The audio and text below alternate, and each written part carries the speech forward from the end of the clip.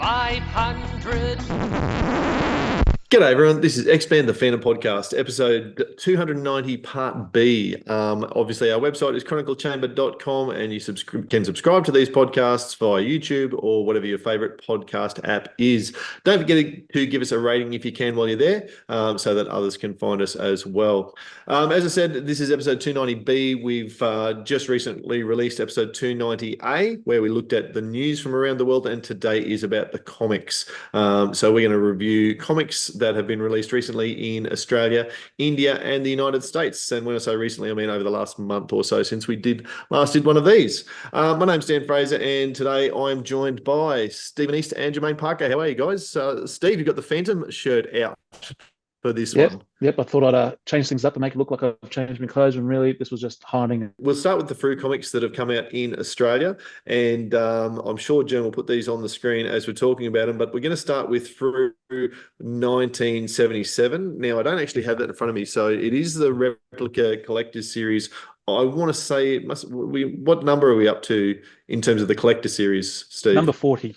Number 40, so there you go. And for a long time, we just had the same old covers for 10 books at a time, the bust, and then there was the Clayton Barton digital cover. Recently, though, they've been mixing it up, and this one's got a pretty cool Grange Wallace piece, which was commissioned by a fan, and then Frew have got a hold of it and used it as the cover for issue 1977. And it's a very striking cover. That's a brilliant cover.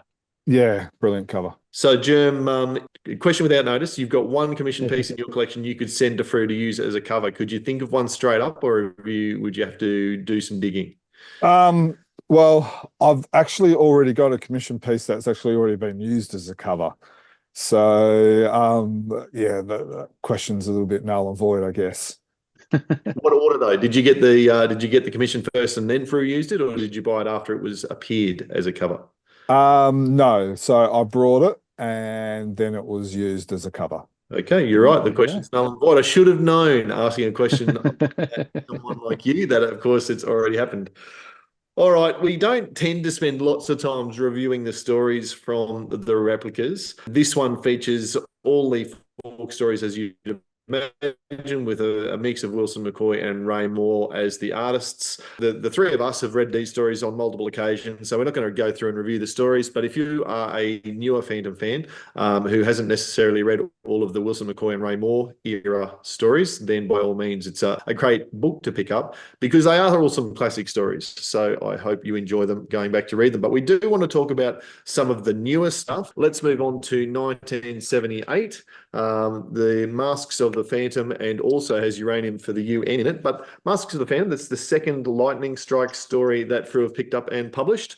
I have read this in the Lightning Strikes story before. Had you guys read that? Were you able to get a copy of Lightning Strikes number 2? Yeah. I think I have, yeah. It's the one with the Jamie Johnson cover, which is there. I must admit, the printing, it was an interesting exercise doing the two printing side by side. The printing in the Irish version's a lot better than the Frew version. In the Frew version, it's very washed out. I was going to say that. I thought it was washed out. Yeah, it's almost a bit of a pity because some of the artwork doesn't look as good. All right. Well, before we get into the nitty gritty of the artwork and all the rest of it, Steve, can you give us a bit of a synopsis of the storyline? Oh, yes, the synopsis is back. So Bengalan treasures on loan to a Norwegian art gallery are stolen, and the curator is hospitalized. Police think that the curator was in on the job and was hospitalized by his accomplices so that they wouldn't have to share the spoils. However, the Phantom knows that all this doesn't add up and goes on the prowl for the real mastermind. Doing so, he realizes that the stolen treasure is only a cover for more horrendous crimes.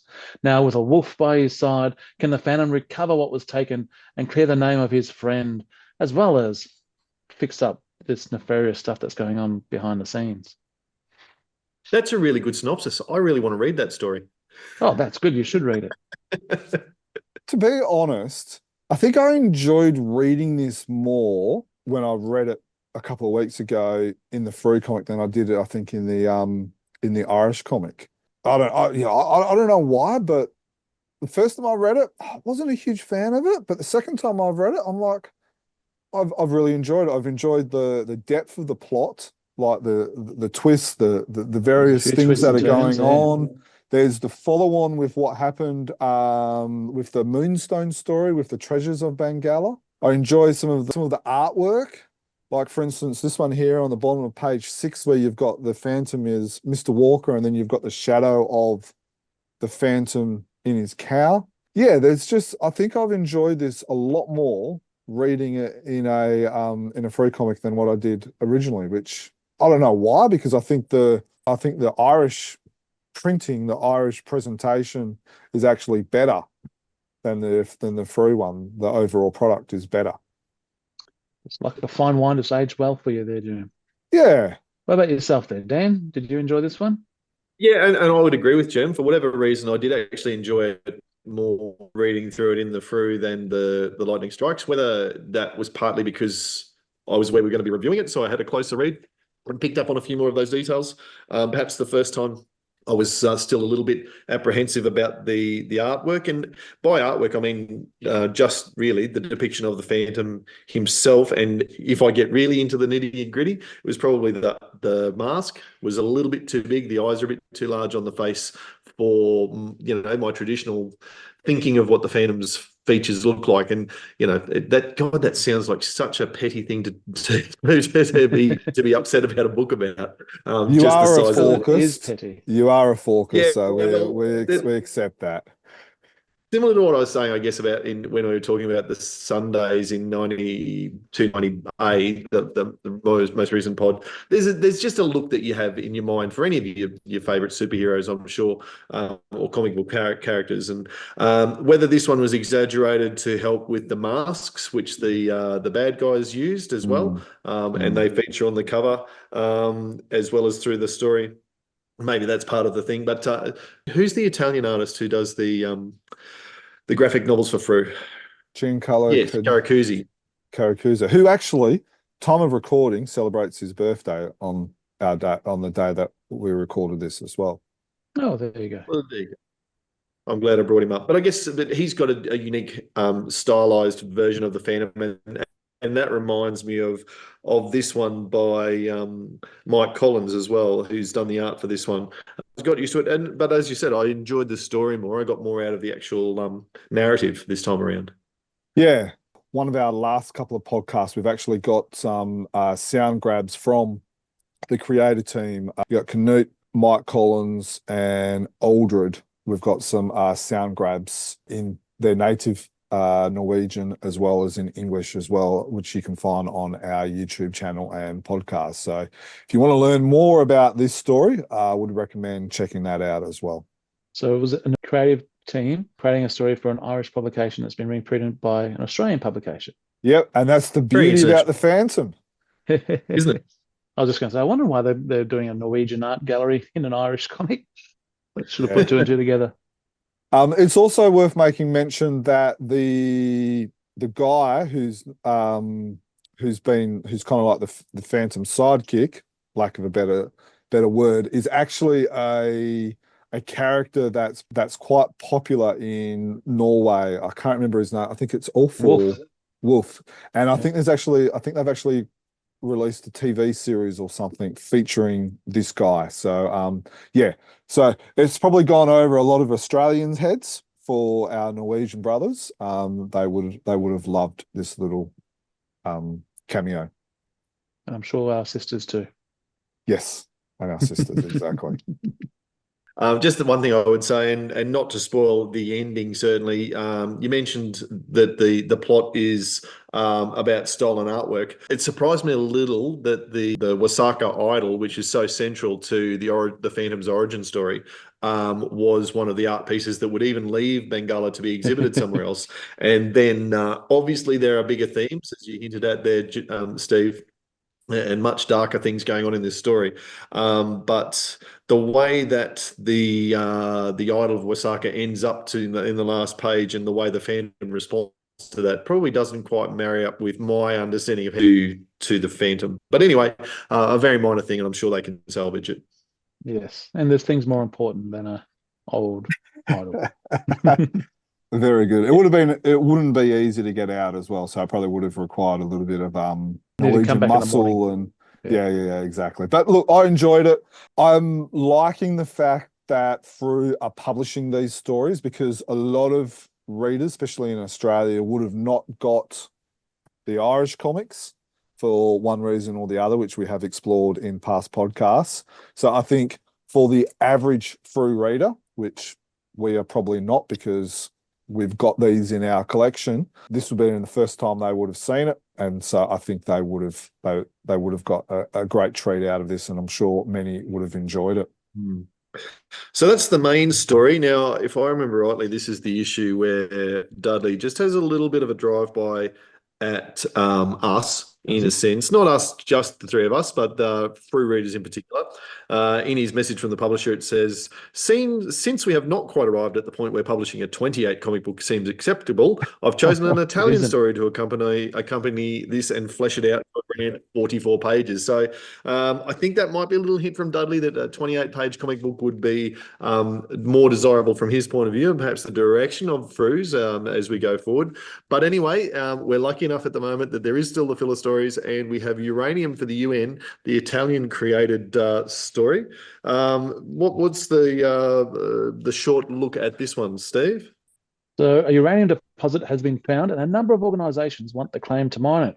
However, the UN needs to ensure that everything is above board and asks Diana Palmer if she can pass a message on to her special friend. Now, can the special friend, ensure that the uranium doesn't fall into the wrong hands? I enjoy this story. Now, one of the better Italian stories that I've read. Exactly. So I have a question. Is it because the story's better, or is it because the artwork looks better in colour? It was probably, as I was about halfway through that story, I realised that it was in colour. I thought, oh, this is in colour. Oh, yeah, that's right. The Irish one was in colour. Now, the elements are just as silly, like you've got these guys walking around with a double Z on their T-shirt, which is, silly like all of the Italian Fratelli Spada stories. But, the artwork's great. You got the Phantom that looks like a Seuj Abir, looks like a lot of the other Italian artists that, a lot of us have enjoyed. Diana looks like Diana. There's a lot of Phantom elements, like the Phantom being buried in the sand. You've got Uranium. There was a Lee Falk story, Uranium, and all that. It's a childish, fun story. But yeah, I don't know whether if I enjoyed it because it's a better story, or whether because it's in color. But after I read it, I'm like, I enjoyed that. Why did I enjoy that? And then I read the giant size story, which we'll get to in a moment. I didn't enjoy that. And then it's made me wonder if it's because maybe I enjoyed this story more because it's in color. So I'm intrigued what you guys think. I'd like to think it's because it hasn't gone against Phantom law like Fratelli stories can. They've stayed true to what should be happening. Yep. Or traditionally happens. Or it's acceptable. Yeah. Yeah, I think the narrative was still a bit rubbish in terms of the way it jumped from scene to scene, and there was a lot of elements that were just not connected and didn't make a lot of sense. And you read back a few panels and you go, no, I didn't miss anything. That just didn't link up properly.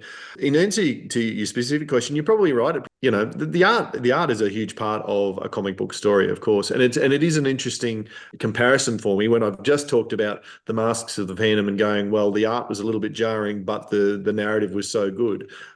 This is probably the opposite. The narrative was no good, and the art, as you've said, was much more in the Falkist wheelhouse and the Seuj Abir wheelhouse, and being in colour didn't hurt it at all. So between the two, though, I think it's a nice balance to a book. Like, you've got a really narrative that you've got to concentrate on, and a lot of action in the Masks of the Phantom story, and then something a little bit more lighthearted and perhaps familiar to rusted on readers, that you can sort of bounce through and go, okay, well, I'll enjoy this page and this panel, but not necessarily think about it too much as a whole story.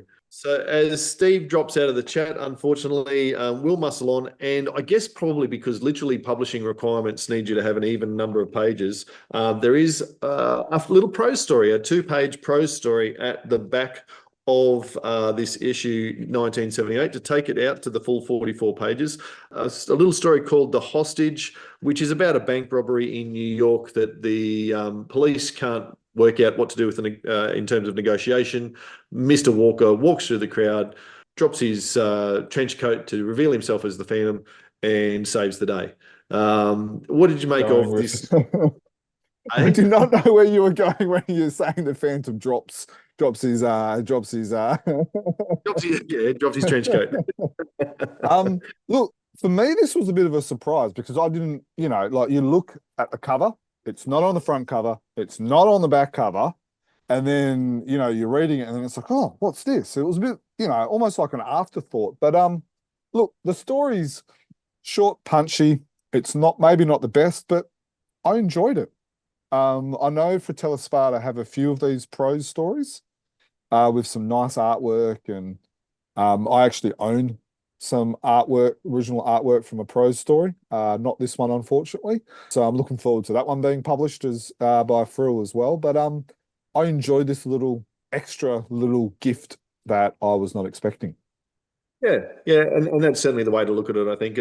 You wouldn't rush out and buy the comic just because this earth-shattering story is in the back of it, because it is a very simple narrative and all the rest of it. But it's only might be a 400 to 600 word little piece of prose. I've said this before about the 8-page stories that they publish at the back of the normal 36-page issue, but I wouldn't mind seeing some potential Phantom creators create a few prose stories, whether, as kind of like a breeding ground for potential Phantom creators. So I think there's room for, people who want to have a go at writing a story of maybe creating a 1,000-word prose story with some spot illustration by, an artist. And it could be an opportunity for Frew to, I don't know, maybe reach a new target audience or something. Yeah, for sure. I certainly don't hate the idea. And as you say, it was a complete surprise, not even mentioned in the message from the publisher or anything like that. It's just sitting there as a little nugget for us to enjoy. The other thing I did enjoy about this issue, and you flashed it up right at the start, was the cover. Full wraparound cover by Clayton Barton. Very different. I've mentioned Clayton earlier, actually, as he had the cover for the replica series for quite some time. This is a very different style to what we've seen from him in the past. He's also done a Christmas cover, but much more dynamic, much more physically muscular Phantom. What did you make of it? I like the flame one, that the flame cover that he did a couple of years ago. I think he hasn't done a cover for probably about 30, I don't know, maybe 2 years or something. I like the action on the back. The front one, it's interesting. The masks almost look Phantom-ish. And so I kind of like that. I think the masks that he has drawn look better than the masks actually in the story. So it's interesting how he's correlated the masks to match the Phantom. So and yeah, especially with the big, almost Spider-Man style cowl, which takes up half his face. But yeah, look, don't hate it, don't love it. It's not going to be probably in my top 5 for the year, but it's impactful. So yeah, it's good to see him doing the Phantom again. Let's just move on to the cover, discussing the cover of the next issue, which is 1979. This is the Tadam Guerres, if I pronounced that right. Cover, Italian artist, Indian artist, I believe. Yes, yeah. From India. So yeah, this is the second cover that he has drawn for Frew. I will admit, I prefer the first cover that he has drawn. And that is not just because I've purchased that and own that, but I like that. I like that action sequence that he did on the first one. This one tells a great story though. I like the angles that he's done with it. You've got the Phantom Central. It looks like what's that? There's that figurine that's come out a couple of years ago that's almost got the same pose as that. Yeah. You've got the guys around the bottom that all kind of that converge there, the arm with the gun, with their face, it all kind of points to the Phantom. So I do like that symmetry, the angles that he's done in that. And then on the back cover, you've got the bad guy just kind of lurking, being the marionette, playing people with the which kind of matches the story. So yeah, no, I like it. My takeaway from looking at that, I thought initially it was a slave market type situation, and the Phantom had just appeared on the purchasing block. You're absolutely right. It is taken from the story, which has nothing to do with slaves. But that was my, don't judge a book by its cover, I suppose. It's worth making mention that Tadam has this original artwork still for sale at time of recording. So if you are interested in purchasing or interested in getting a commission from him, you can contact his...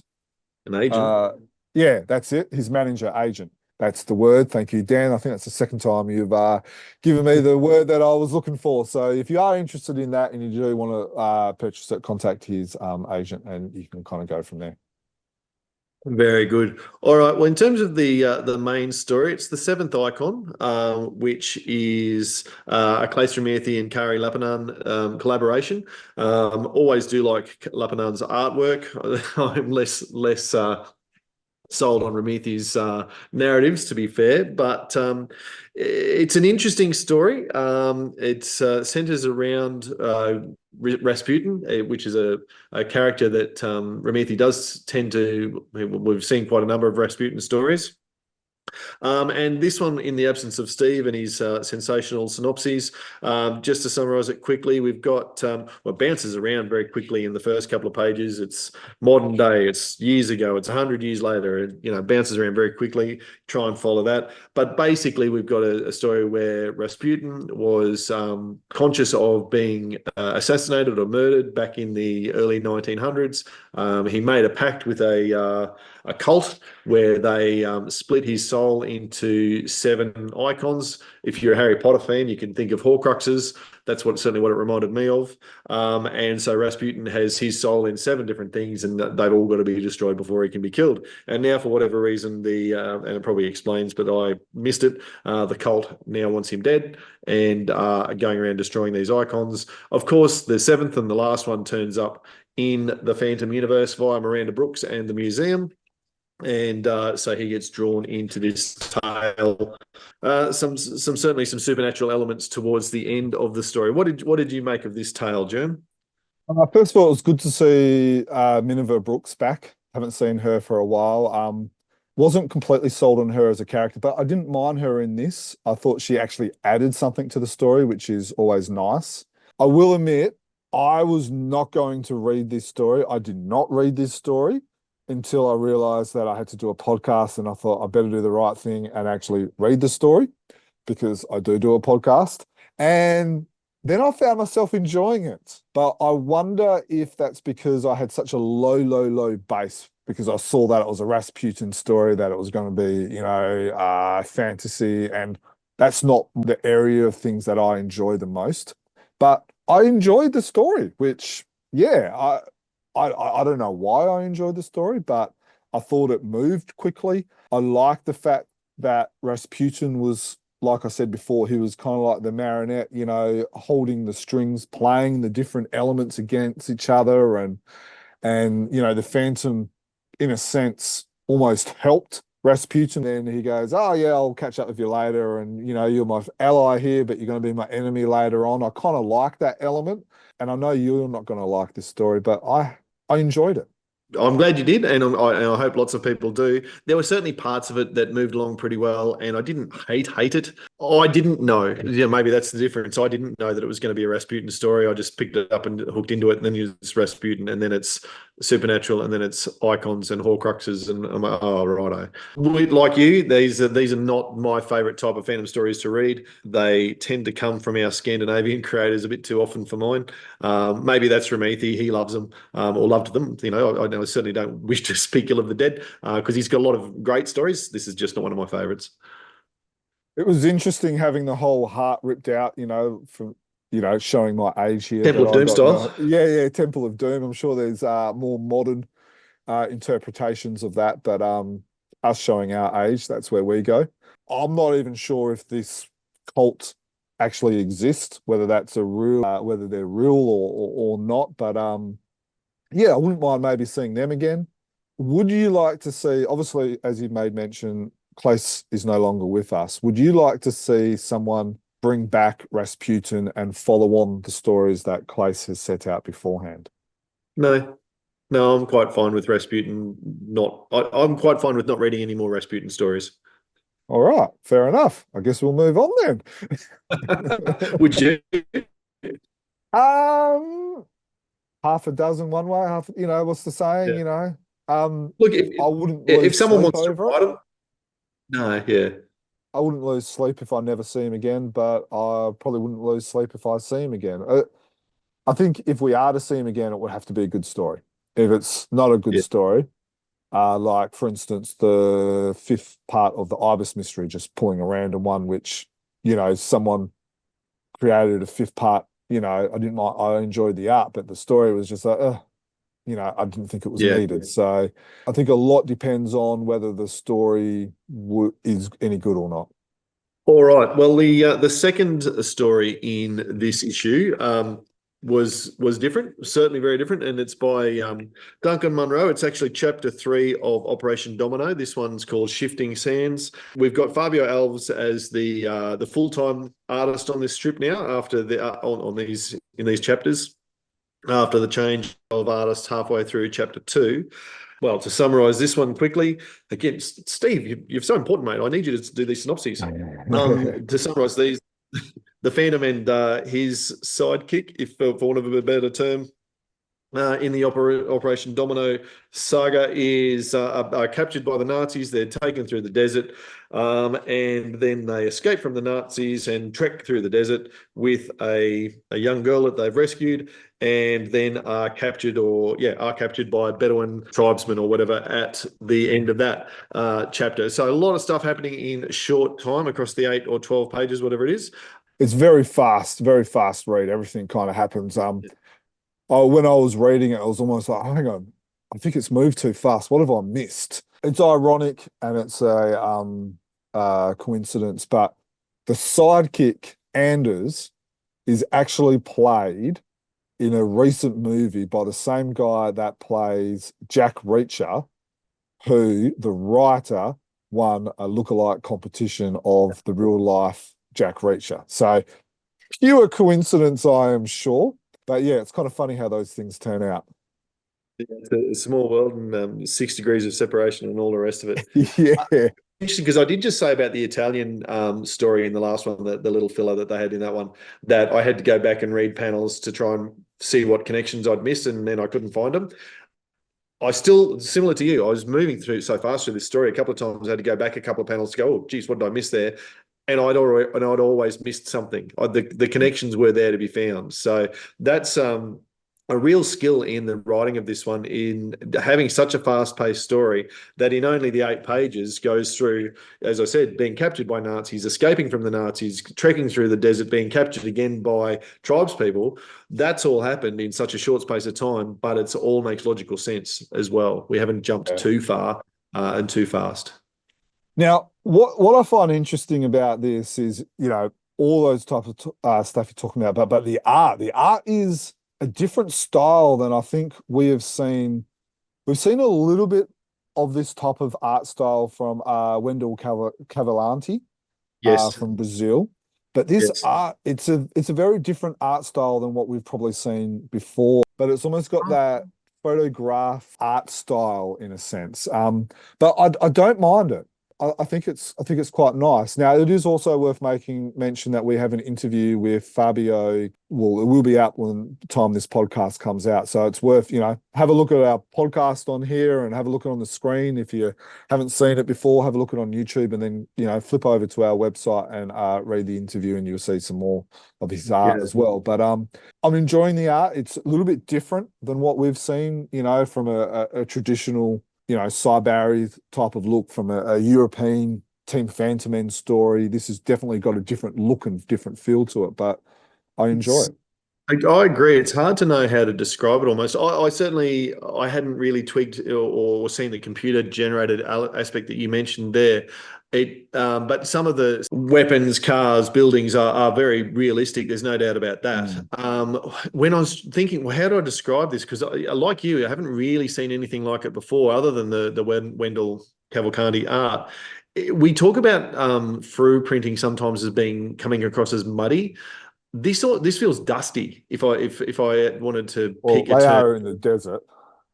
well, that's why it works so really well too, doesn't it? Like a Yeah. side Barry will we're really clean. There's no dust in the air. It's not, this feels like they're out in the middle of a desert, and it feels like there's sand whipping through and all that sort of stuff. So, With those ink I really, splotches and the cross hatching, and yeah, yeah, you almost feel like, like when you go to go to the beach and you hop in the car and it's like you've got sand throughout your car for the for the next 2 weeks. It's almost like yeah, you've read this, whether you're reading it in bed or on the toilet or in the office or something, but it's almost feeling like the sand is falling out of the comic as you're reading it. yeah, no, it's really effective. And then there's that moment of clarity, and you've got it on screen at the moment, the splash page at the end. He's fighting through this sandstorm, and suddenly there's a moment of clarity as the big bad comes out. And I love the little the byplay in that too. I told you what would happen if you'd come back here, and clearly it wasn't our Phantom, because he's gone, oh, thanks, Dad. What did you do? The previous Phantom got me into trouble here. What's going on? Yeah, look, great cliffhanger on this one. Couple of questions. Now, the guy that's wielding, we talked about Indiana Jones before, but doesn't he look like the Indiana Jones character from The Last Crusade? Yeah, I can see that. Yeah. Also, last question. Which Phantom do you think this is? Well, he's fighting in World War II, so that makes him either the 19th, the 20th, or the 21st. So it's. I hope that they don't address it. I hope that Yes. they don't mention it, and we're all just left to feel free to assume whoever we like. That's what I'm hoping as well. And I think it is almost the best way of approaching this circumstance is having it, who knows which Phantom it is. It doesn't matter. Yeah, and so I hope we don't see a mention of Diana or Devil or Jane Carey, who is the 19th Phantom's wife or something like that. It's ambiguous, so then that way it almost doesn't become an issue, or it doesn't become a sticking point where 2 or 3 nuffies on a Phantom podcast talk about it for 10, 20 minutes. Exactly right. And look, it is interesting. Like, you can clearly see through this, and we've said it before about Duncan Munro's writing, that he knows the character. A lot of one-liners as we go through this, all of which are good, but was almost too many for me. It was almost like every time the Phantom spoke, he had a witty thing to say. And I like a witty Phantom, but it was almost a little bit too much.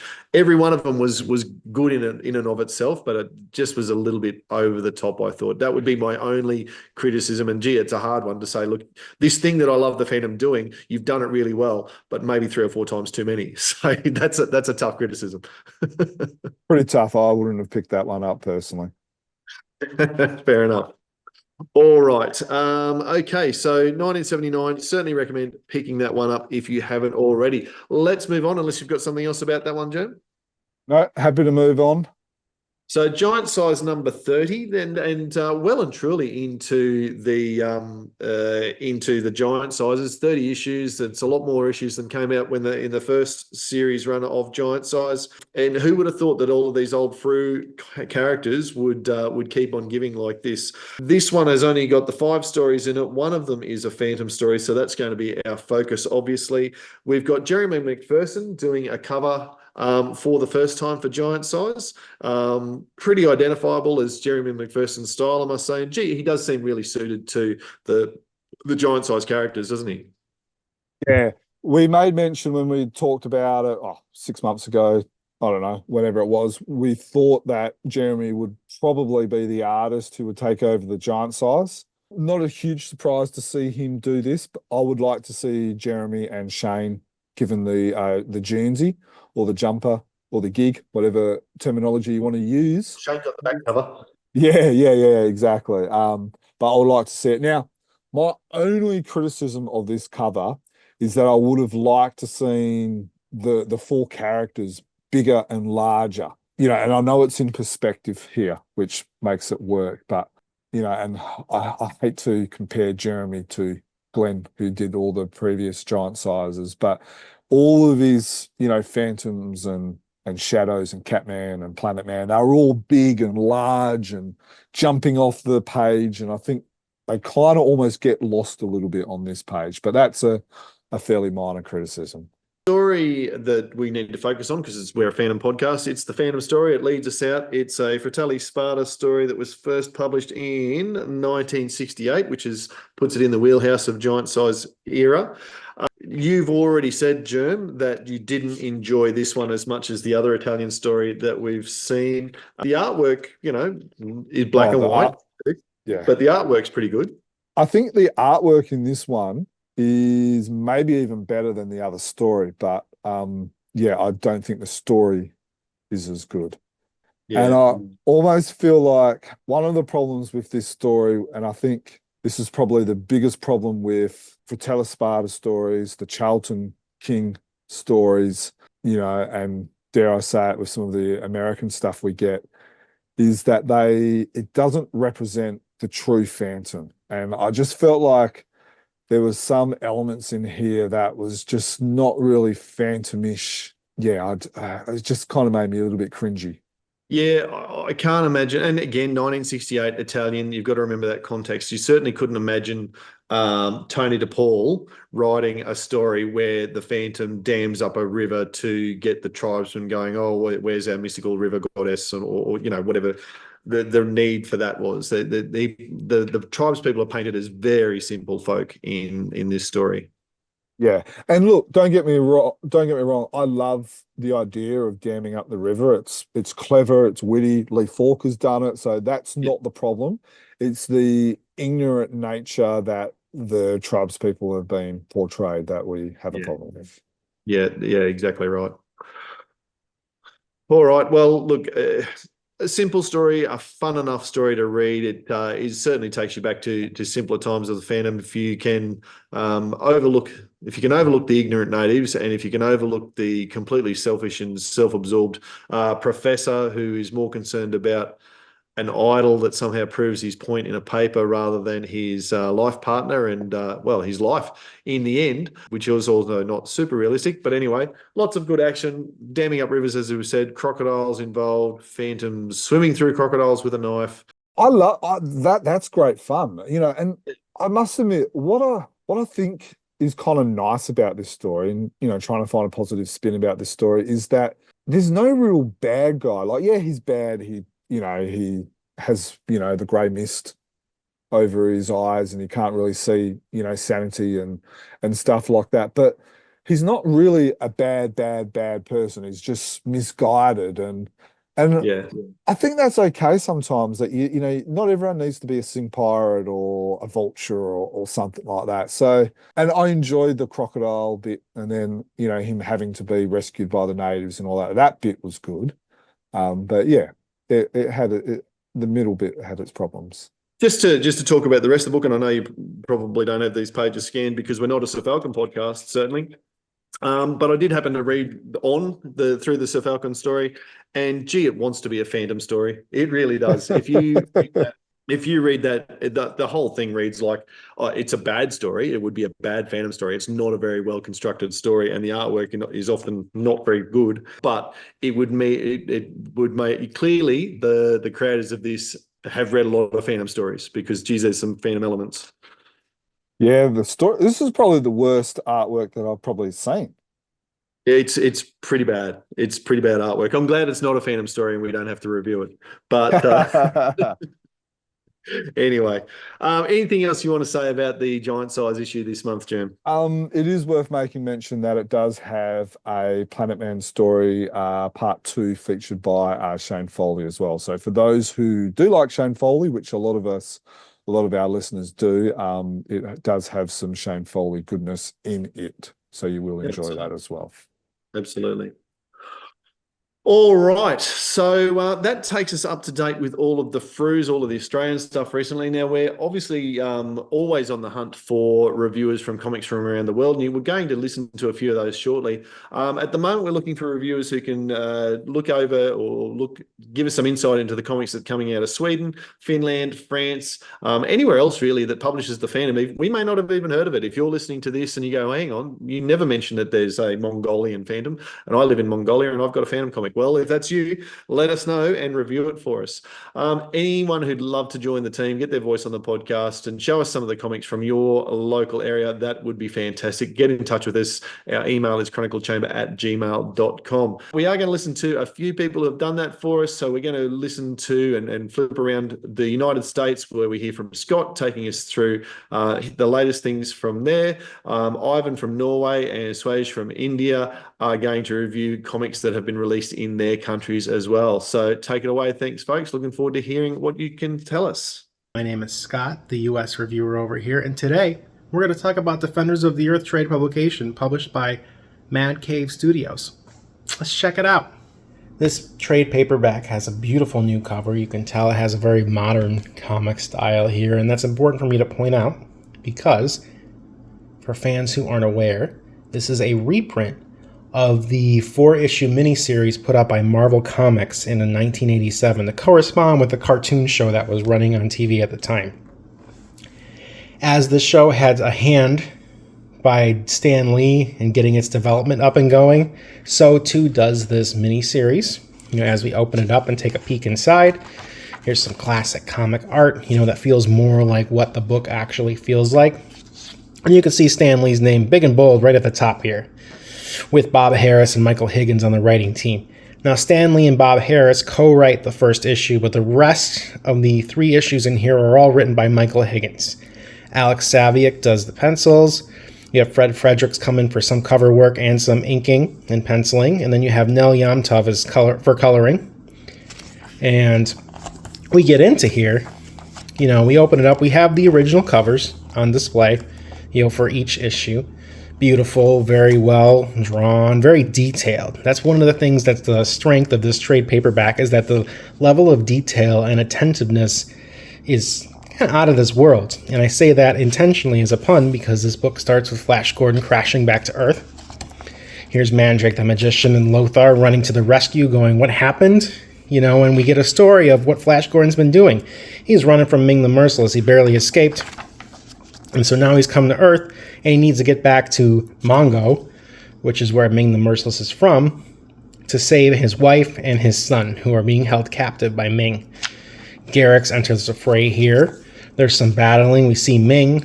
And much like the cartoon series, if you ever watched the pilot, this follows it and hits pretty much all the beats. We get origins of who these people are. Very quick, brief intros. Here's the Phantom. Here's kind of the origin of the Phantom, in a panel or two. It's very quick. But it's Kit Walker, and he talks about the lineage and who the Phantom is. We see the Skull Cave. But what's happening here is while Ming is torturing Dale Arden, Flash Gordon's wife, and Rick Gordon is trying to save his mother, you have Flash Gordon and Mandrake putting together their team with Lothar and Phantom to go and fight Ming and stop him from menacing the galaxy. And just like the cartoon, the Phantom does have his power of 10 tigers, which he calls on several times throughout this miniseries. So if you liked it in the cartoon, you'll like it here. And the story, in the language, because it is co-written by Stan Lee, it very much has that lyrical, boisterous, loud quality that he brought to everything he did. It very much feels like a Stan Lee comic. And I mean that in a compliment. He was a very fun writer. And it works well with this artwork that has very old school aesthetics going on here. It's very, it embraces the look and feel of the cartoon, but it also feels like a Silver Age comic book, even though it's not necessarily one. At the end of the first issue, we see the Defenders formed, and this feeds right into issue 2. And so really what's going on here is, if you've watched the pilot episode for Defenders of the Earth, they've sort of broken that first episode into 2 issues here. And they really take their time with the story. As what happens in the cartoon happens in the book, Dale Arden dies and her consciousness goes into the Dynac X computer. In a lot of issue 2, when they're not fighting Ming the Merciless and he's not busy building his base in the Antarctic, they're building their own Defenders headquarters and kind of getting all the chess pieces in play. These first 2 issues do a lot of world building and groundwork for the Defenders of the Earth, which is interesting to see, and if you like that sort of thing, it can be fun. However, since the series was canceled after 4 issues initially, it kind of seems all for naught. But the artwork remains consistently beautiful throughout the entire 4-issue run. Alex Saviuk does a fantastic job with the pencils and the line work. You know, all the characters look very real, and there's very real, raw emotions on their faces at times. You know, and it really fits nicely in this very magical, futuristic world that's going on here.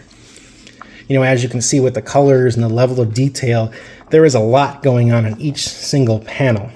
Michael Higgins, as I noted earlier, takes over writing duties, and his writing is good, but I will warn readers that if you're reading the new Defenders of the Earth series, written by Dan DiDio and Jim Calafiore, this is a little bit different.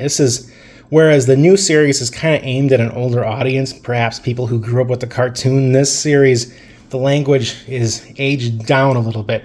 So it's very functional most of the way through, and it's written in a way that younger readers can kind of understand what's going on. They're very literal and plain with their language, so you know each beat and you're not getting lost in the story, because there is a lot going on, as I mentioned, but also it's for the kids to fully grasp what is going on here. For Phantom fans, issue 3 is probably the most important issue here. This is a solo adventure with Phantom and Jeddah. I should note where Phantom has his Strength of 10 Tigers ability, Jeddah has telepathy. And that sort of weaves in and out in the story. They mention it, they don't really do much with it. But, you know, you see the Bandar tribe, you see Kurt Walker, who is the brother of Kit in this storyline, and Kurt is also his villain, and Dama, which is like a weather spirit demon type of creature. This character was in the early episodes of the Defenders of the Earth, introduced pretty early on, and it was kind of the Phantom's main foe. So, and that's what they're capturing here. And like I noted, a lot of these things are all in the cartoon, but this does try to hit beats a little differently. It's not exactly just the cartoon in paper form. It does its own thing. It tries to create its own world and, you know, keep plot lines running in the background of all these, you know, one-shot adventures that happen in the back half of this trade paperback. So Ming is always up to something. We see him usually at least once per issue, if he's not the main focus. But like this last issue in the book, whereas we had Phantom for number 3, we have Mandrake the Magician as the focus of the 4th and final issue here. And it goes into his origin, how he found Kashin, which is his child that he's taken in, he's teaching magic. You know, and then we learn about his archenemy, Dr. Dark. And if this artwork and this style starts to look a little familiar, that's, you know, I don't think that's a surprise. I feel like, especially with like this panel right here, they're trying to go for a Jack Kirby classic Doctor Strange vibe. I should note that Mandrake the Magician was created way before Doctor Strange, but this art style feels very much like a 60s Doctor Strange adventure. It's very colorful, and it's kind of sky's the limit when they go into the magical realm in terms of what you can do and what you can play with. You know, and that makes this storyline particularly fun to read, because it's just, as you can see, it's very crazy. A lot going on there. Very colorful too. And like I said, this is the beautiful thing about this book, is the Mad Cave team, when they came in here and they republished these, they used nice paper, they brought out the colors, they really made it pop. And they made this the best looking book they could. You know, if it's not for the classic style and feel of all the panels, this would feel, you know, the colors look very bright and vivid and they pop, you know, and it's very beautiful. So like I said, this is the 4th and final issue. And that's the problem with this series. For people who are going into this expecting a complete storyline, you're not going to get it. And there's actually an editor's note at the bottom of the final page, because there's a lot of story threads and plot threads that were, you know, being put together and assembled in this book. And they didn't get to finish it because the series was canceled. So Mad Cave did put an editor's note in that final page. And one can hope that a lot of these threads will be picked up by Dan DiDio and Jim Calafiore, for their new Defenders of the Earth series. And it seems like that way if you've read the new first issue. There are certain things and certain moments referenced that are callbacks to this book. So it's worth reading this in tandem with the new series. And, jumping on it sooner rather than later might be more fun, because then you could probably get a framework for what's coming ahead and what, the new creative team might play with. But all in all, this is a fun trade paperback. It retails for $9.99 in the United States. Very colorful, very well put together. A lot of love was put into making this volume a nice, beautiful book to put on your shelves or flip through. And the only shortcoming really is the writing and the story is meant for younger audiences and is probably best shared with a family. However, if you like the art, it's a beautiful book to flip through. I am Seuj Abir, and today we are reviewing The Phantom from Regal Comics. This issue is number 37, their latest issue. And we have a story by Lee Falk and Seuj Abir, of course, in this issue, which is The Valley of the Elephants, and a cover by Ranjan Datta. So that is interesting because, as I talked about it in the previous Shakti review, that Ranjan Datta did a fantastic job on his cover for the number 13 Shakti issue, and it is great to see him doing work for Regal as well. And as you can see, obviously this is a very striking pose for the Phantom. It is very much inspired by Seuj, but in Ranjan Datta's own style. So it looks really, really fantastic, and the colors, of course, are also by him, and it really helps, make the cover, appealing to the audience. And I really enjoy this cover. And it is obviously great to see Ranjan Datta doing work for both Shakti and Regal, and I hope to see more covers from him. And that's about what I would like to say about the cover. So let's get inside the issue and see what's in store. And we obviously get a free card as well, based off the cover, and it looks quite nice, obviously, as Regal's other cards do. It's just it's not both sided, and it's just a copy of the cover. It seems that Regal is doing these kind of cards now often, because they have kind of shied away from their posters that they were giving away in the past. So that is something that I think this cover actually deserved a poster dedicated to it. It's just my personal opinion, but let's not talk more about it. Getting inside, as we can see here, the story is The Valley of the Elephants, story by Lee Falk, art by Seuj Abir, and the colors are by Shantanu Keji. Okay, so there we have this content advisory now that has been used in the previous 2 or 3 Regal issues, which is a standard now from Kingfisher Syndicate, because of the fact that these works were done in the past and they might portray some offensive elements for today's standards. So anyways, let's get into the story, The Valley of the Elephants. Colors by Shantanu Keiji. It is a 90s dailies story. That's why the style of Seuj Abir is quite different. The faces, they look like because George Olsen used to do the layouts at that era, and his face, his phantom face is quite present here, and you can see the influence of his style. But it's still Seuj Abir's work, but it is, from his later years. So colors by Shantanu Kei, I'd say KG, sorry, the KG. He's real nice. They look quite good here.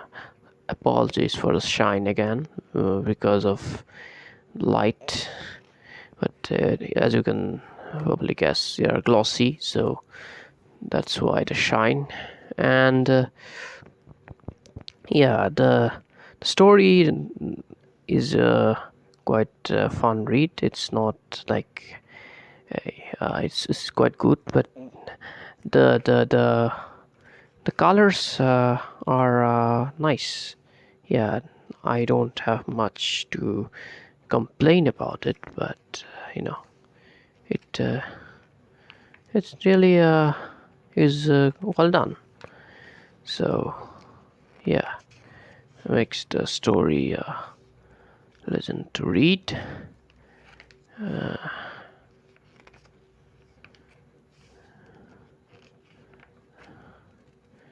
And there goes.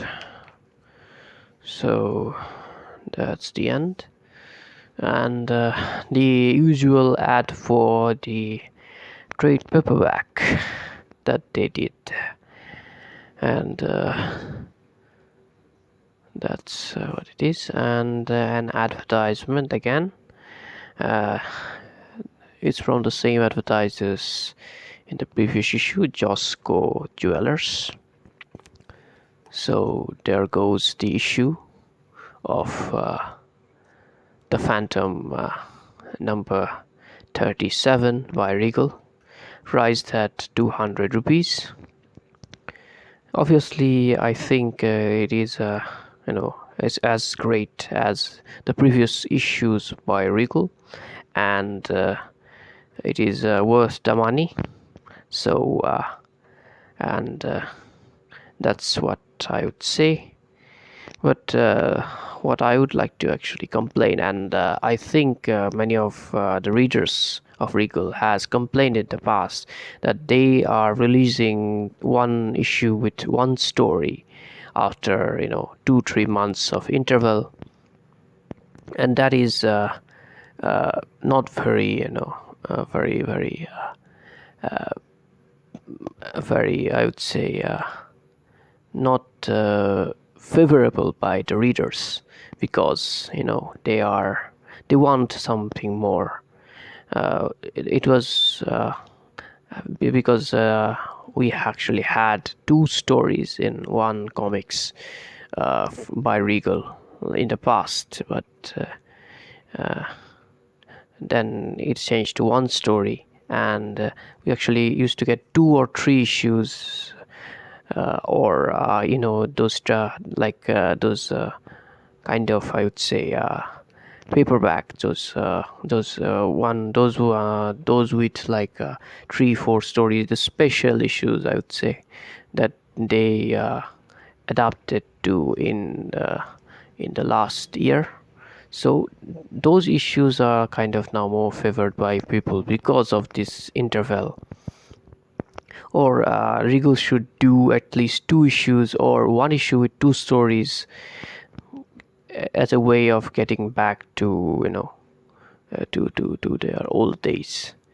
I obviously understand the cost of a cyber story is a bit larger than those modern stories they did in the past, but at least 2 stories in one book, or 2 books with 2 stories, would be actually pretty nice. That's a complaint from the fans, and what I believe needs to be pointed out. So that is what I would like to say.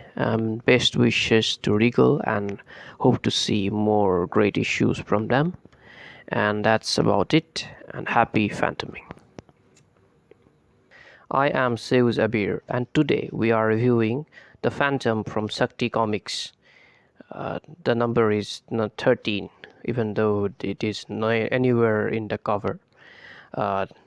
This issue was in pre-order since February of this year, and actually hasn't reached some people yet, but I had the pleasure, or I had this issue for some time now, so let's just get into the review itself.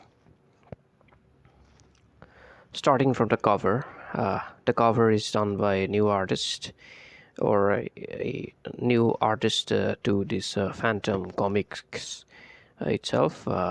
His name is Ranjan Datta, and his first cover obviously is this, with the cover for the Longo Forest in this story with this comics.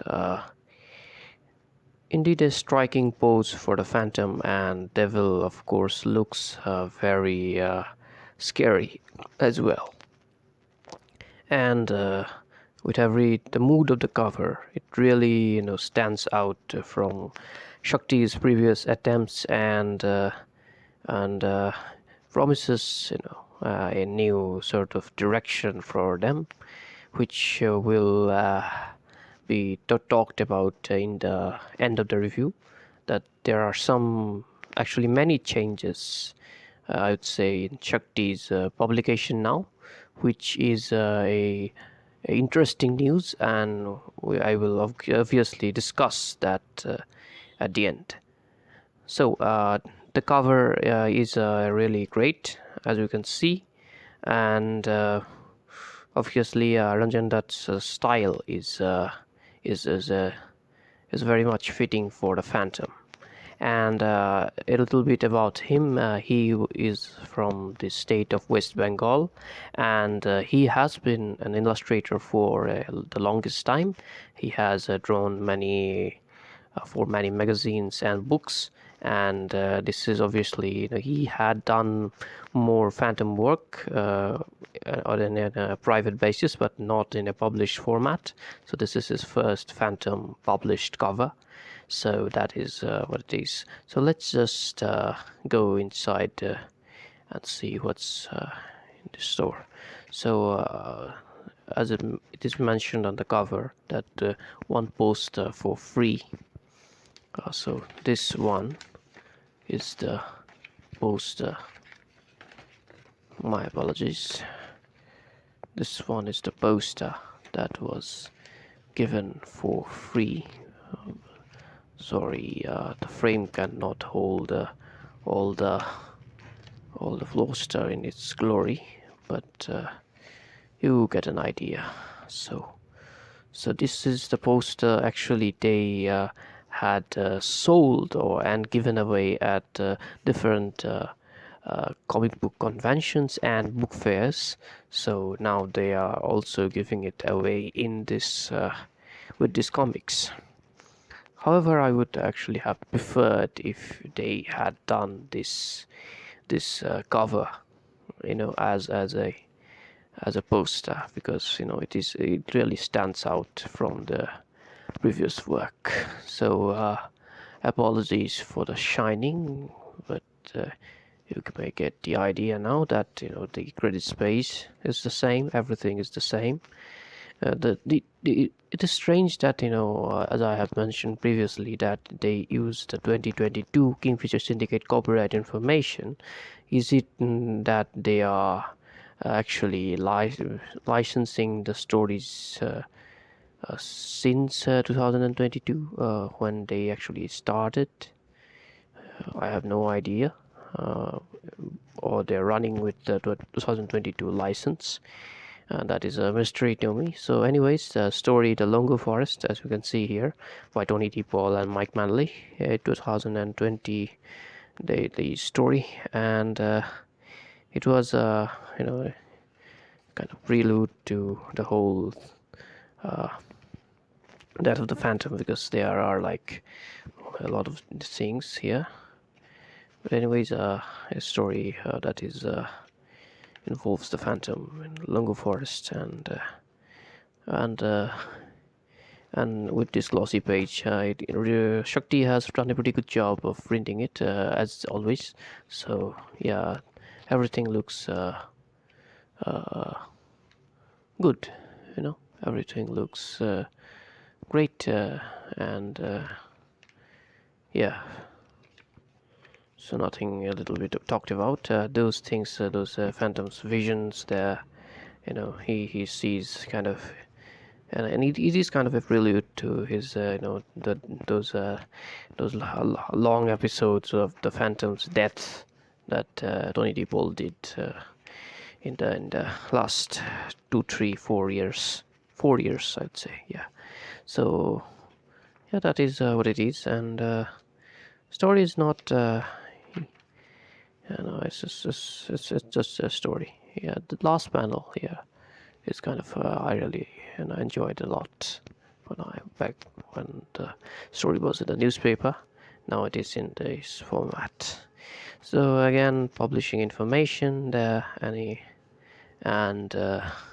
you have this story being printed in these 3 issues because it's a recent story, of course.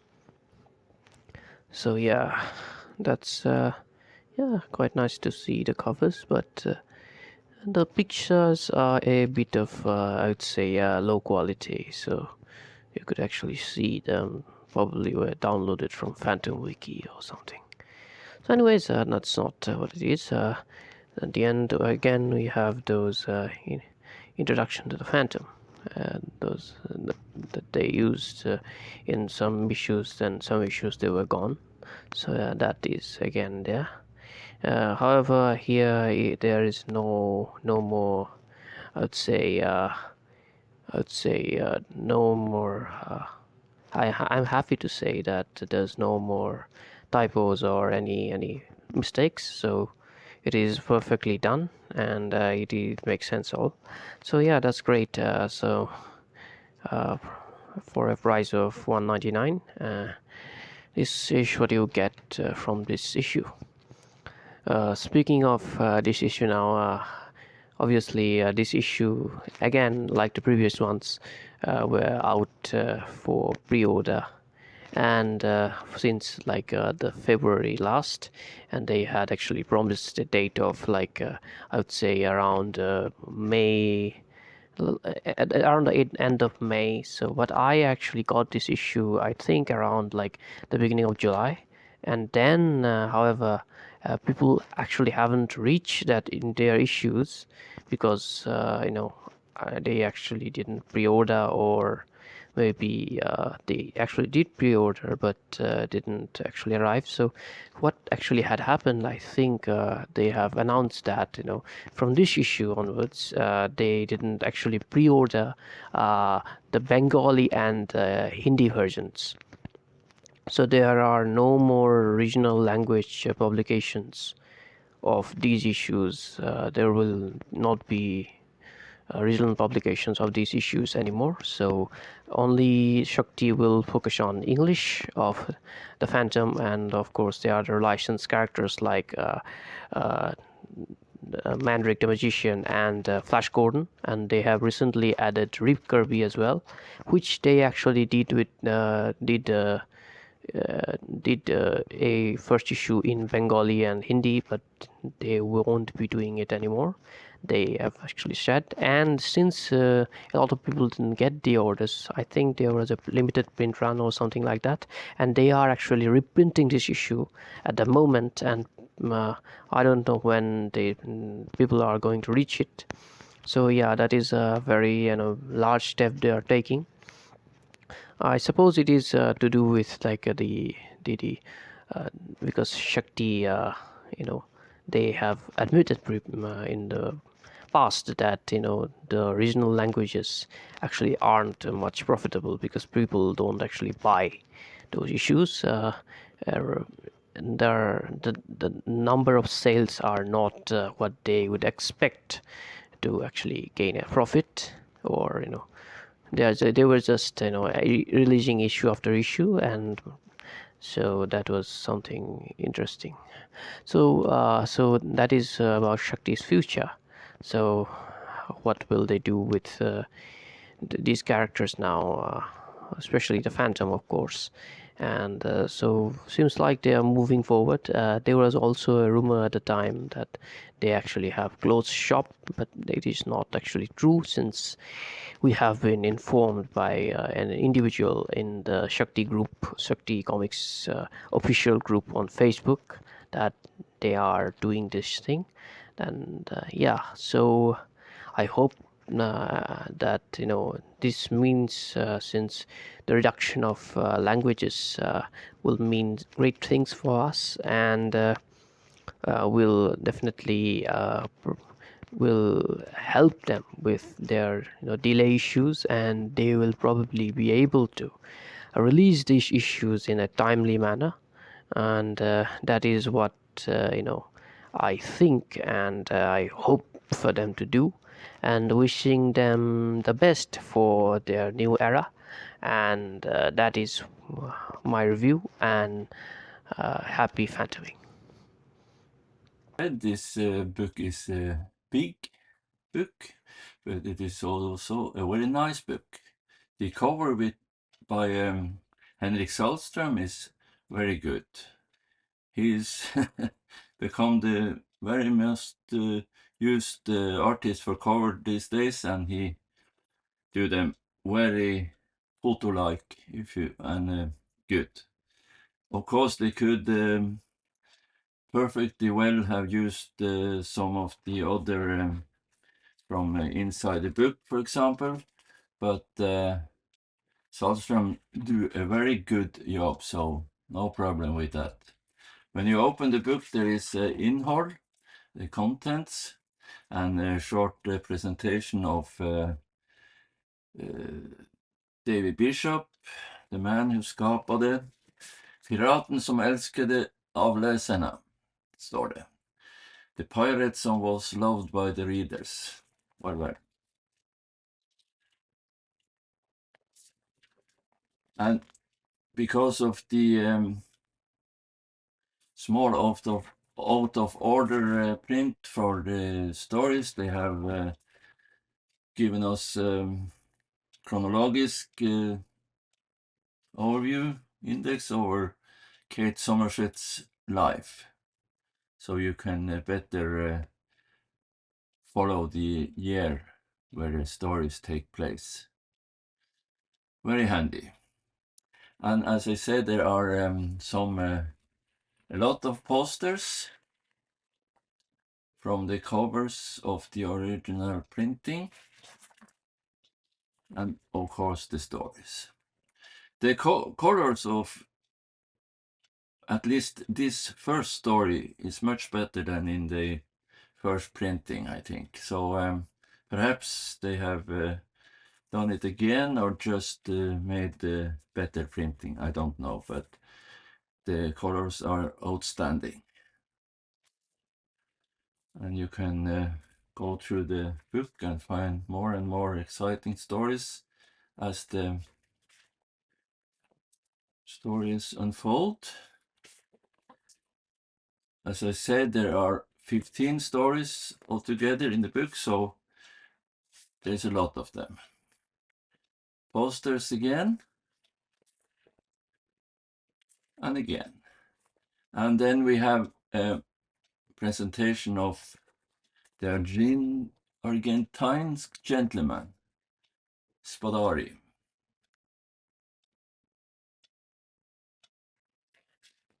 So you can read a bit about him, if you can read Swedish. To read Swedish is, of course, a good plus if you should have this book. But the pictures are international, as I used to say.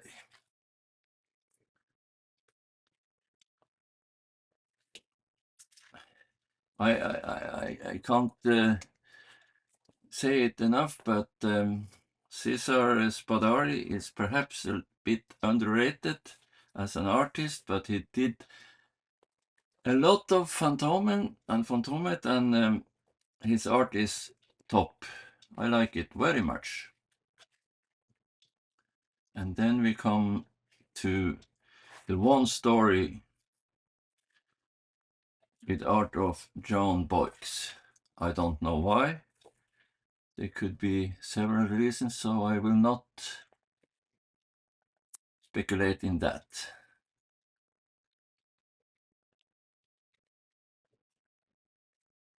I will not tell you too much about the stories, as you can read them for yourself, either in English by Frew or in this book in Swedish.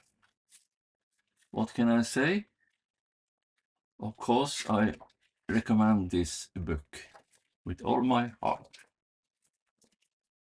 This is IP Comics with a new Phantom review. This time I will have a look at this year's trade paperback, the black and white version from Sweden, Egmont. Just like last year and the year before that, they have published a big trade paperback, size A4 or a letter, with 124 pages. The stories this time is about Rex, Jungle Poiken Rex, translated to Rex the Jungle Boy. And here we have 4 stories from the life of Rex, from the very first story in 1966, originally called Rex King. It's a Sunday, and then they have chosen most important stories from the life of Rex. And this is the first book, first of 2. I guess the next one will be published next year. Now for a closer look at the book. The cover is beautiful, done by Luca Embreta. There's a foreword by Andreas Eriksson. Then where he said this is the first of 2 albums. And the innehåll contains 4 stories. The next we see is a page with samples of important stories in Rex's life. Stories where he has an important role. And then we go on to the first story, the Sunday from 1966. Here it is presented in a tabloid, very good format for the Sundays. The only thing I miss is perhaps colors. But then again, it will not be a black and white collection with some stories in color, so that is okay, I think. Very good reproduction. The next pages, however, they have put 2 Sundays on top with the landscape format, making 6 strips, 6 rows, and the panels are very small. I had tried to use this printing in Comics Review and other albums, and I don't think it works very well. So that's let down for the readers. The next story is the daily where the Phantom think he has found Rex family and sending him off to England, but of course there's just swindlers, so no luck this time. And everyone is happy again to be in the deep woods. Now to a Phantomen story by Ulf Granberg and Jamie Valve.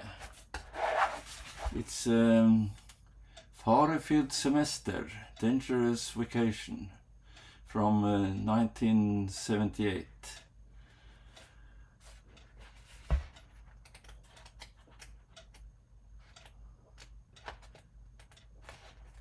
And finally we get to the point where Falk and Seuj.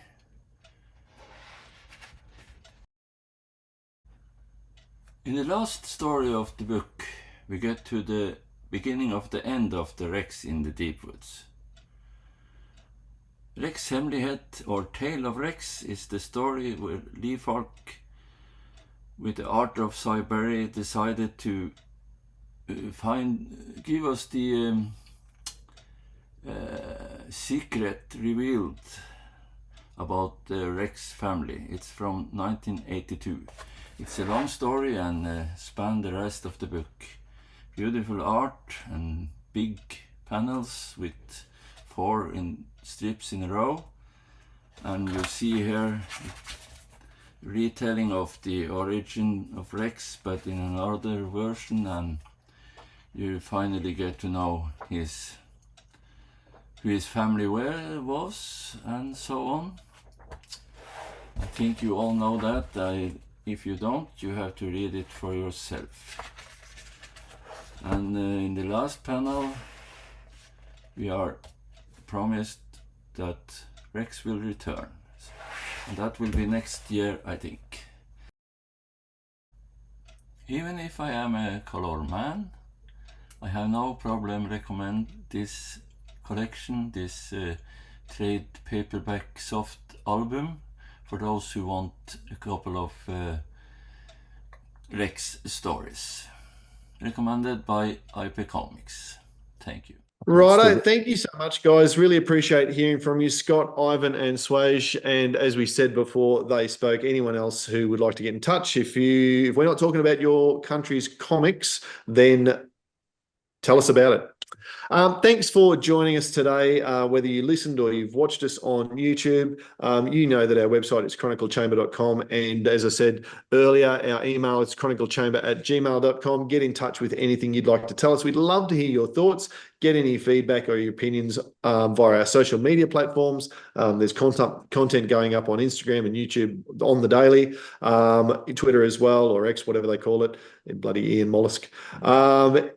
Remember, any of the comments you put under this video will get read and will get replied to. And if it's something that we haven't thought of before, we'll bring it up in a pod as well. And of course, if you comment in any of those posts, remember you're going into the draw for our monthly competition of some miscellaneous Chronicle Chamber merch. And who doesn't want to get a bit more Chronicle Chamber in their life? Subscribe to us through any of those platforms or through your favorite podcast app, including iTunes or Spotify. Thanks very much again. Thanks, Jerm, for joining us, for sticking around. Thanks, Steve, for starting the pod. And until next time, happy fandoming. Happy fandoming. Thank you. 500 years ago, he washed ashore the sole survivor of a shipwreck. And upon the skull of the man who killed his dad, he said, "I'm mad, I must eradicate piracy, injustice and cruelty, and all my sons will follow me, so evildoers will believe that this man cannot die." The Phantom, the ghost who walks. The Phantom, enemies beware. The Phantom's always there, but you won't find the Phantom. He fights